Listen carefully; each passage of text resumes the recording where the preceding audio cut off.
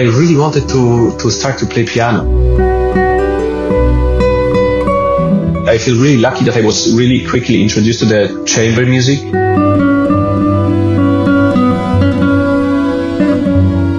Since I remember, I was, even as a child, really inspired the most by the melodies like from Beethoven or Mozart.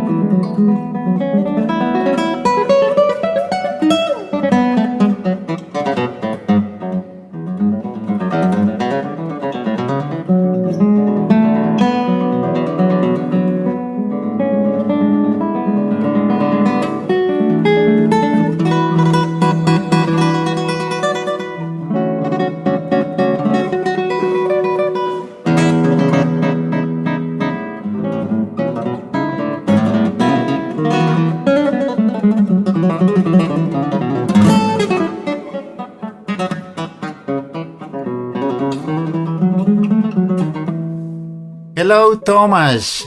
Welcome to the Cuerda Colibri. Hello. Nice to see you here. I'm really glad to join your podcast in here. So I'm very, very happy to meet you and to enrich the guitar world with something hopefully interesting. What I will say here. Okay, Tomasz.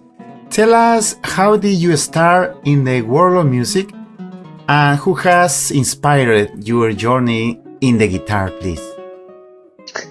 My journey with music in general started in a very unusual way because I didn't want to start any adventure with music at all. It was actually a choice of my parents mostly. I used to, let's say, I used to have a piano in the kindergarten. Oh. And we had a very inspiring teacher who would come once a week and play some songs for us, and we would sing with him or dance in the group, like kindergarten in the age of 5-6. And I was super impressed with this guy, with his skills, because he was playing so well at that time for me. It was incredible. So obviously after he left, I used to touch the piano a little and getting a little bit more familiar with the keys each week. And I remember for me it was very meaningful, especially one melody which I really wanted to play on piano for myself, and it was Ode to Joy by Beethoven, because everyone was just singing that tune when I was a kid, and I managed to play that melody on piano somehow on white keys, because the black keys I was too afraid of, and I really wanted to start to play piano. So my mom took me to the music school, and I had some exam, and I told everyone that I want to be a pianist, I want to play piano, but my mom told me, no, it's not possible, because piano is simply too heavy, and we used to live on the second floor, so no one would carry the piano to the second floor, no elevator, and it's too heavy, it's also really expensive, so why not guitar? And I was like, guitar for me, it's like the instrument to play songs in the fireplace, near the fireplace, to me guitar was not anything exciting. I wanted really much piano. But the other thing is, the piano, they had really too many applications already, so I had no other choice but to start guitar.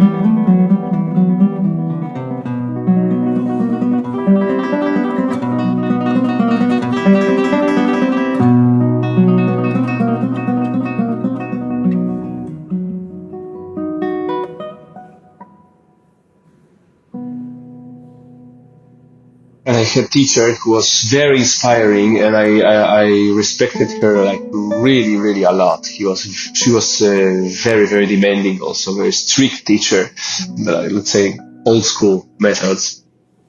But do you remember the name of your teacher? Yeah, Elżbieta. She was my first teacher, and she was really inspiring. Unfortunately, she passed away a few years ago.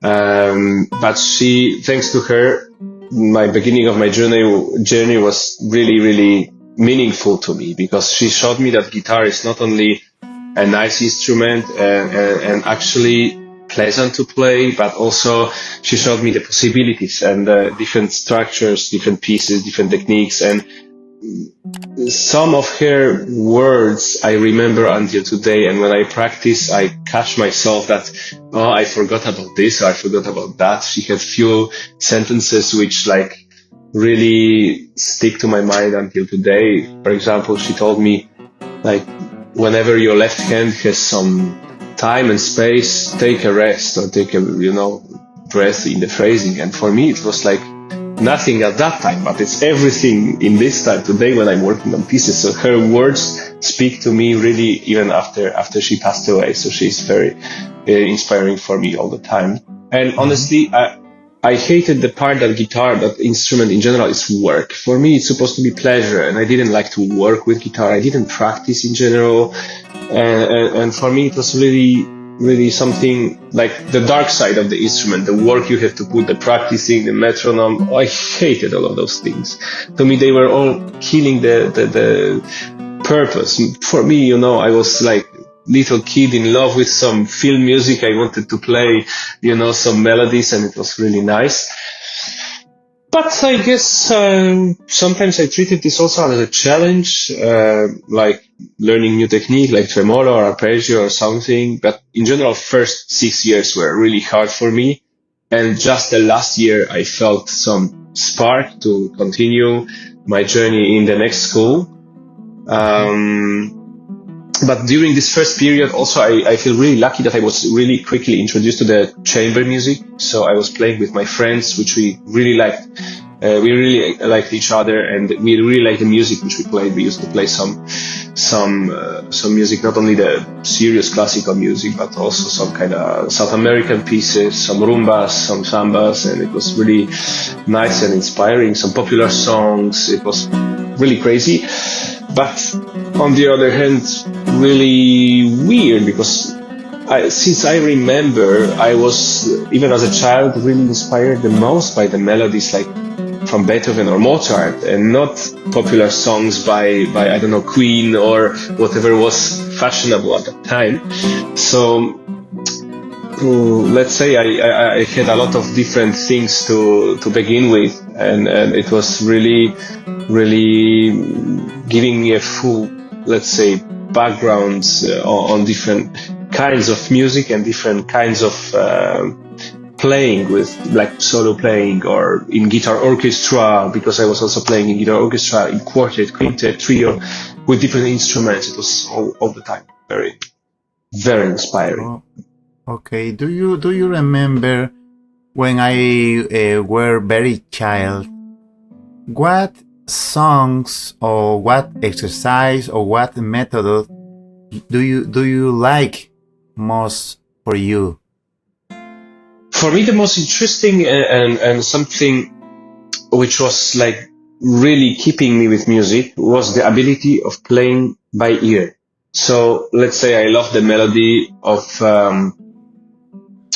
Beethoven, the Ode to Joy, right? I remember my very first class in the guitar with the teacher, and maybe I will show you what I did.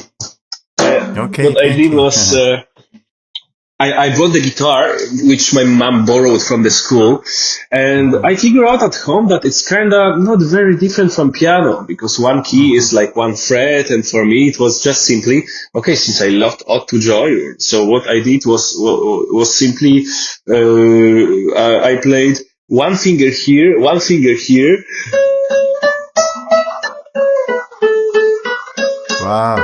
And I did this when I came to my first class, and of course I expected appreciation from my teacher. But she said, "Oh no! On this class, we don't play by one finger. You will have to play all fingers. You have to forget all of this." Yeah. So I was like, "No, but isn't she proud of me that I played without any score or something?" I was like so proud of myself, that I could play Yeah. by ear. And this playing by ear I felt like it's a kind of trainable superpower, and I really love to do that. And for me, that was the essence why I play music. Later on, when I was in love with film music, particularly with, I remember Pirates of the Caribbean. That was I had obsession on that music, and I had a duo with my friend. We were around the age of 11, maybe 10, 11, something like this. And we made some arrangements ourselves. Like, we never saw even the score to those pieces. They were not even available because the music was just in the film, right? So either you remember that or not. And we just had fun exploring, some different techniques on guitar just to recreate the feeling of the piece itself. Yeah. So this was what I really loved to do since I was very young until today. So that's very important aspect for me. Yeah. Now you have the guitar. Please invite us to discover some techniques and the styles you use to enhance your guitar playing, please. So for me, the guitar playing in general for me, it was always about something more than just playing the instrument, performing the instrument. For me, it was reflecting some emotion or reflecting some original thought or intention or color. And in my life in general, I try to be as much focused on those things as possible, not to stick to the, guitar world, to think when I'm playing arpeggio to play a correct arpeggio or something like this. So for me, the most important, we can name it, I think, technique on the guitar is ability to perceive and execute color.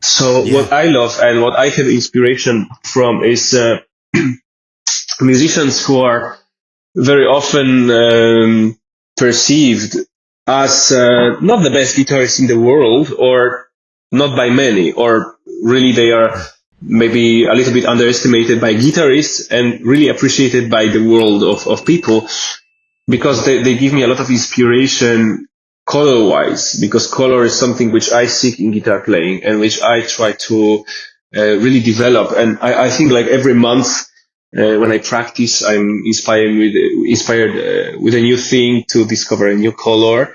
And those people are, for me, at first it was Julian Bream, who is a legend, obviously, but his attitude for color, like when I remember the moment when I heard the Aguado Rondo, when he played the really famous recording with Mirror in a very beautiful small hall. And I remember him playing this rondo with a really, really, really color, like Ponticello color right here. And for me, this color here was so controversial at the time, because like when I was like 14, 15 in Poland, we used to say, oh, the only good hand position is this hand position, when you have a good color, which because it's warm, right? And for me, it was like really, really something new. So I decided to explore on that. And then later I discovered also Kazuhito Yamashita, who is one of my biggest idols. What he did, tremendous amount of work, and how he performed on guitar to extend the borders and understanding of the instrument.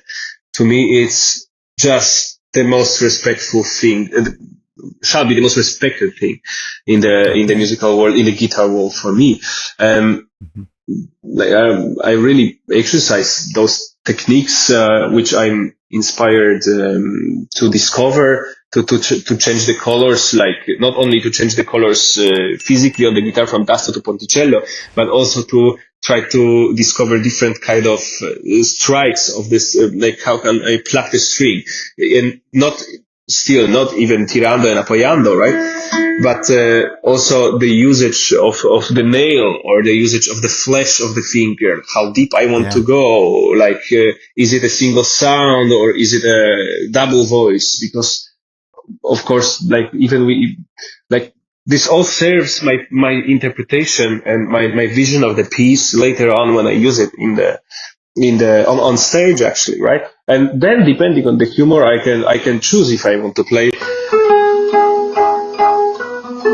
or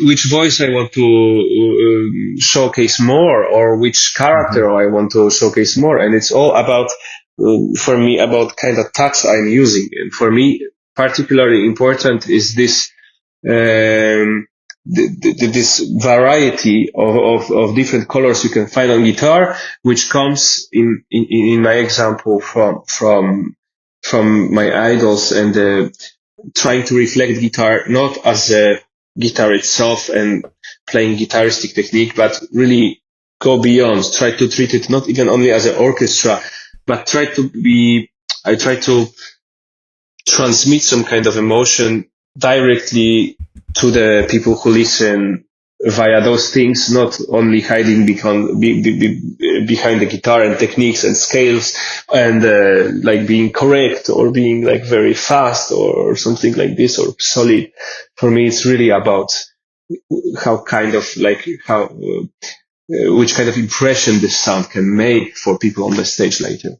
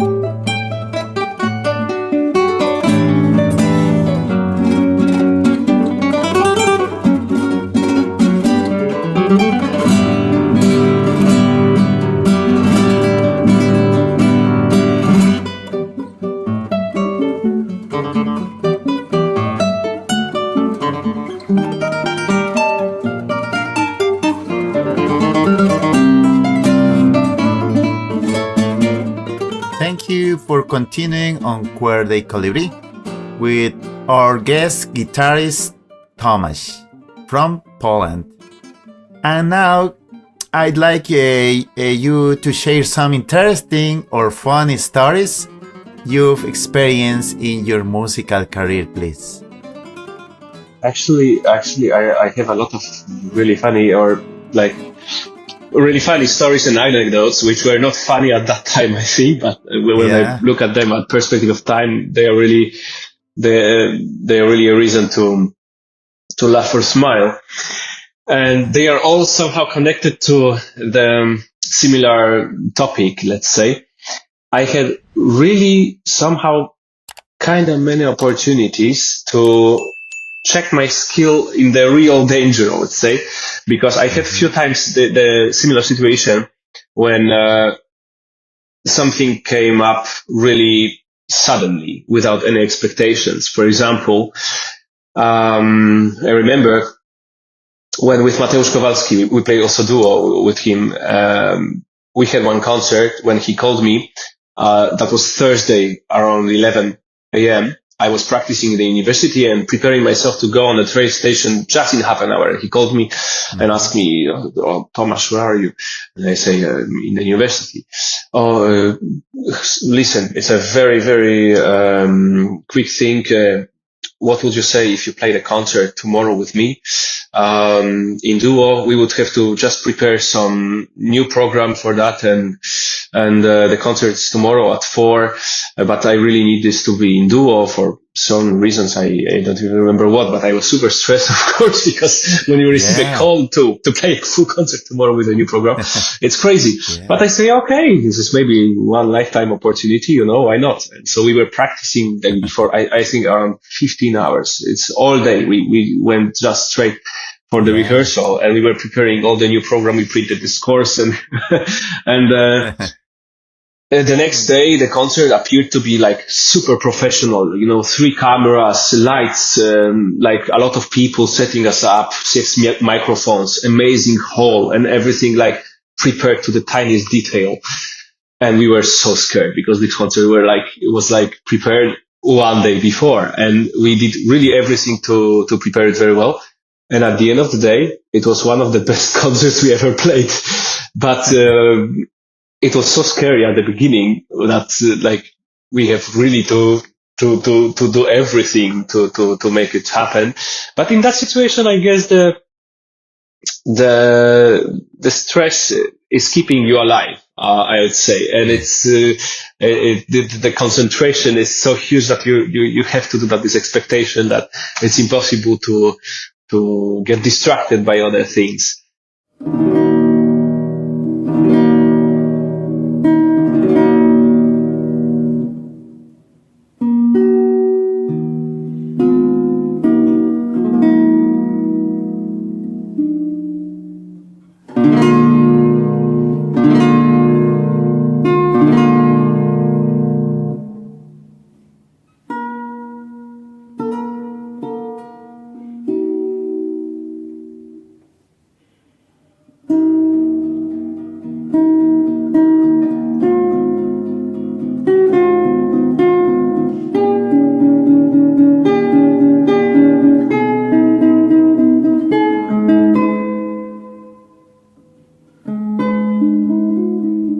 So, I remember this story, and another one pretty similar, which happened to me, but in a little different area, because in my musical path, I also happened to study opera singing back then in Poland when I was living in Poland, and I was singing in the opera, which was a world premiere of the opera, never performed, really unknown, like some minor work from a very famous Polish composer for operas, and this was like a big thing, a big festival organizing it.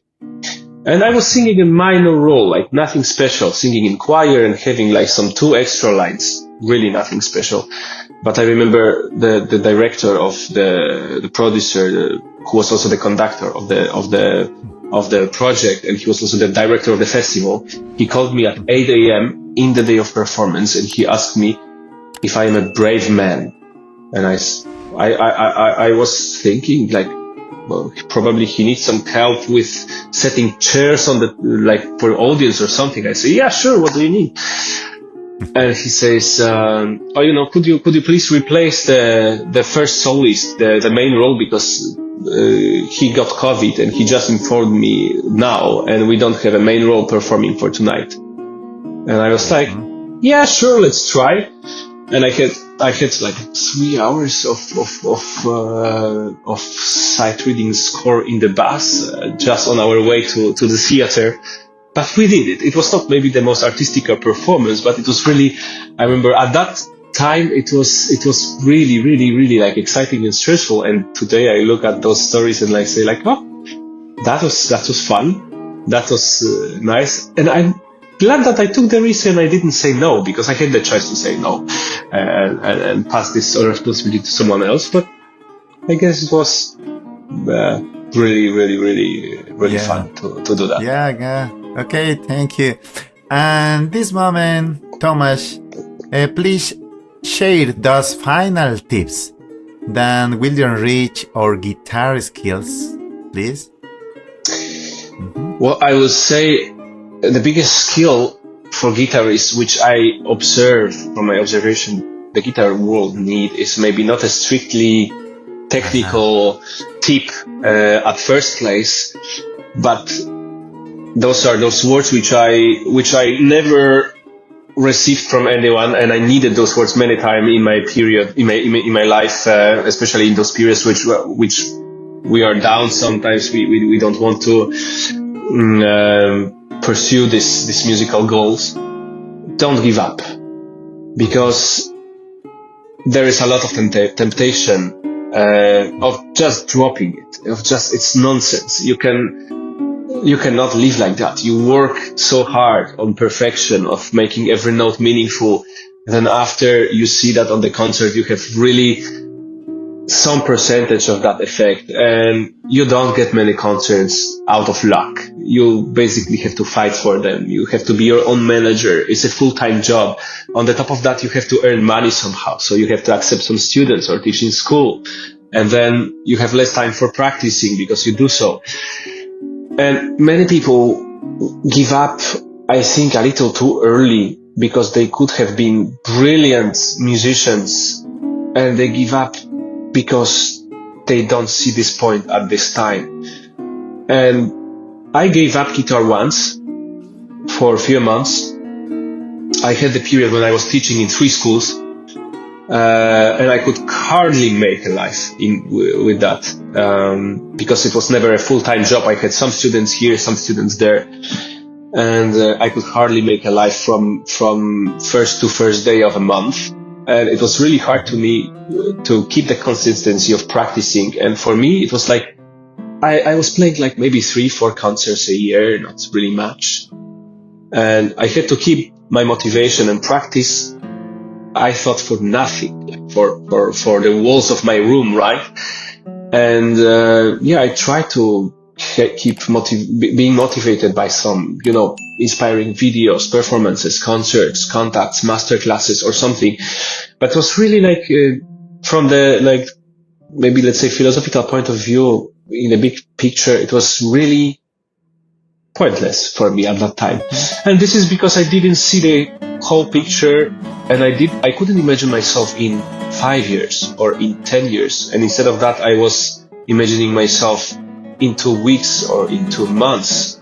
And sometimes what I think guitar world misses, and I think they need to hear that, is you have to give the credit of trust to what you do.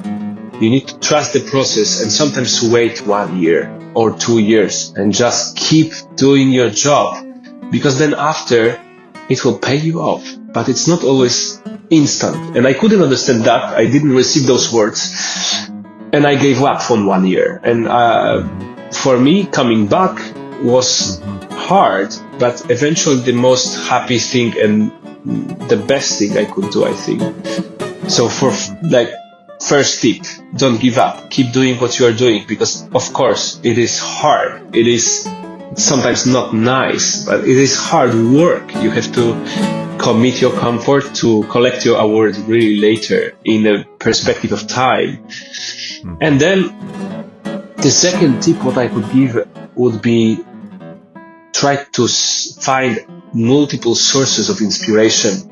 So not only one thing, like let's say challenging yourself technically, or I want to have a perfect tremolo, perfect scales or something. You can set a goal, right? Pursue the goal and then achieve it, and what's next, right? So I think multiple sources of inspiration are needed, especially if you ask yourself the question, do you want to be a good guitarist, or would you like to be a good musician and show it through the guitar.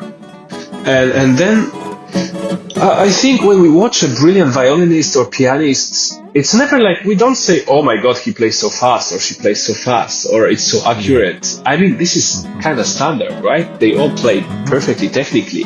So inspiration for me is more about which impression you would like to show. For me, as I mentioned, it's really about thinking with color, about thinking with multiple, let's say, types of sound you can use. Sometimes you can try to be more close to the harpsichord sound, sometimes more to the oboe sound, thinking of the orchestra, or in general the impression of color. What would you like to achieve? And asking yourself questions. That's very important when you work. Do I want this? Do I want that? Is this satisfying me? Is this really satisfying me? Because sometimes we go for compromise, right? We say like, this is nice, but is it nice enough?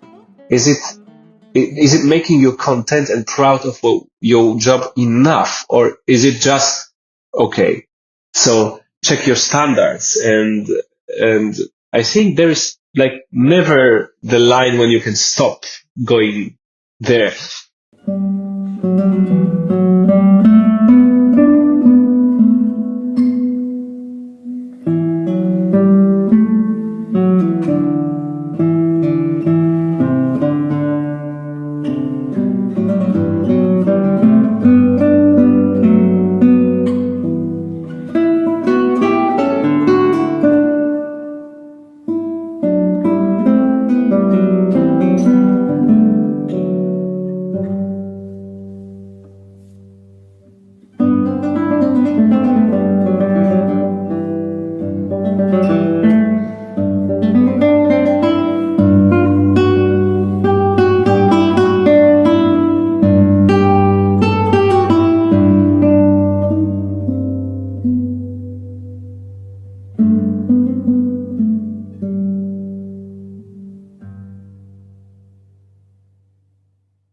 I remember that's also a thing which is both a funny story and a tip for others. I remember when I was 18 and I was just before entering the Academy of Music. And my teacher from musical theory asked me, why do you go for studies? And I said, to develop some repertoire, right? To meet some new contacts. And she asked me, okay, but don't you think that you need some technical development? And I answered, no, I don't think so. I think I can play all the tremolos, arpeggios, scales and everything. I was so naive that I thought that the level which you can achieve is finite. It's possible to be done, right? It's possible to be achieved. And I didn't see the field to improvement. I just simply discovered one room in the whole palace of possibilities. Now this story is very humbling for me, because at that time I perfectly remember that feeling that I really genuinely thought I can play everything I need. And now today I think I can play like 5% of what I need, because I gained outside inspiration source, and I stopped thinking about guitar itself, because obviously when you think about guitar itself and all the techniques like arpeggios, rasguados, or like even, some flamenco influences or something, of course you can master it to the metronomic point of being crazy, right? Of course you can play as fast as Paco, but can you have this spice as he had? That's the question, right? For example, yeah. Okay, Tomasz, it's very important the sound. For example, the color sound. But what do you think, for example, it's very important the guitar, the strings, the nails? What do you think for this? So I think this is the combination of everything which really matters, and the most important thing is to let it reflect your taste. Because only when you use the guitar which inspires you with its sound, and the strings which allows to play you what you want, and the nails which reflects your intention, you'll be happy about this and you'll be able to develop. I had a period when I was really not happy about what I can produce sound-wise, because I used to have fake nails. I had to use them because my natural nails were really weak, and I was really not happy after using half a year of fake nails. Then I switched to gel nails, and gel nails were not really a best solution neither.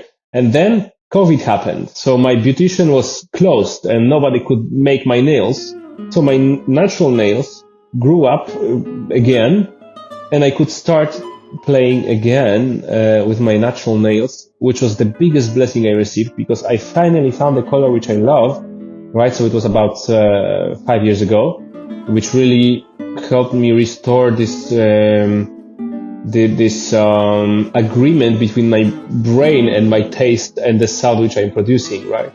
So I've been looking also for a long time for a guitar which I would be happy with to produce the sound which I really wanted.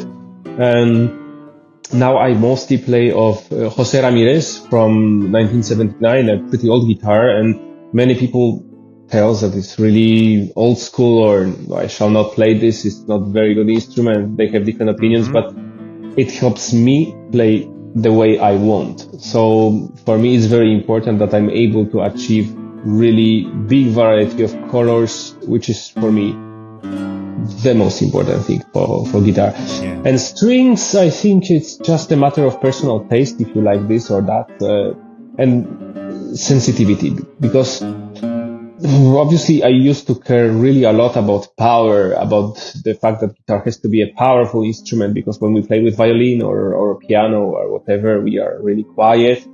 So I used to use for a long time hard tension carbon strings only, and maybe that's why my nails got really weak in the process too, because I was really trying to compensate this power via strings and playing really loud.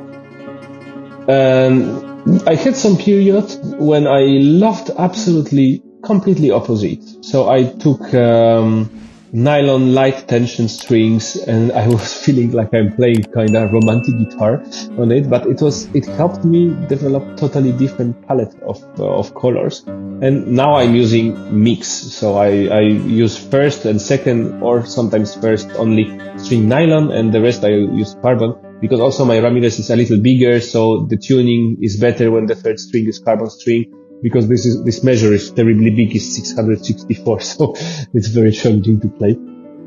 But the combination of all of those, the guitar, the nails, and the strings, I think it helps you achieve the perfect tone. So I would say don't stop searching for what you love and what you want to sound like, because this is really important. And then you see the feedback when you play on a really good quality recording. You can see or hear, is your intention present or not? And all of those elements will be standing out, especially if one of those doesn't follow your idea.